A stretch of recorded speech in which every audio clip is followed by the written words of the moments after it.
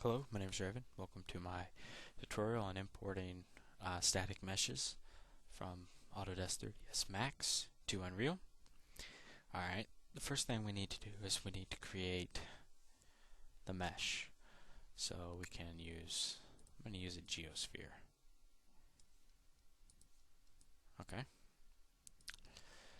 Alright, so you need to apply a material. Now remember, this is a static mesh. We'll have a tutorial coming up later on using an animated mesh once the model is completed. Alright, so once we've applied the material, all we have to do is export it over for our Unreal to use. So go ahead, File, Export. Make sure you use the ASCII scene export. I'm going to call this Test Sphere. Save it. These are the settings you need to use: mesh definition, materials, geometry types, and you also need to export the mesh normals and mapping coordinates. Okay, next thing we need to do is we need to go Unreal. I've already made a nice simple little scene. If you don't make a scene, it places the object directly where your camera is. Oh. Okay. So go to our content browser. Okay. Import. Scroll down. Select our test sphere. Open. I'm going to call this tutorial mesh. And I'm going to hit OK. And it's done. Then I'm going to drop it onto the scene. I'm going to scale it up a little bit. Okay. Sorry. I already have the content browser. I'm going to go ahead and drop a new material to that. And I'm going to go ahead and rebuild the lighting real quick. Shouldn't take but a second.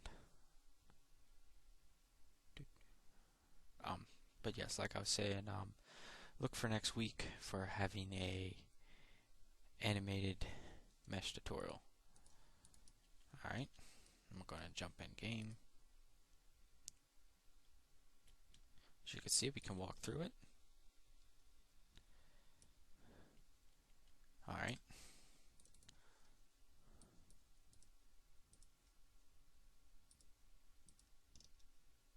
Go ahead and select default collision.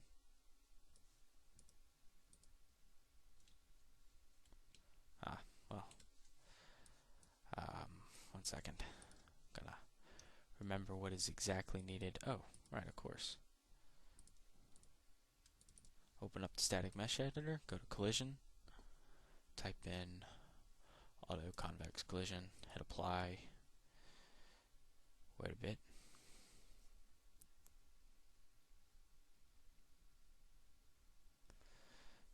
Should be done. Okay.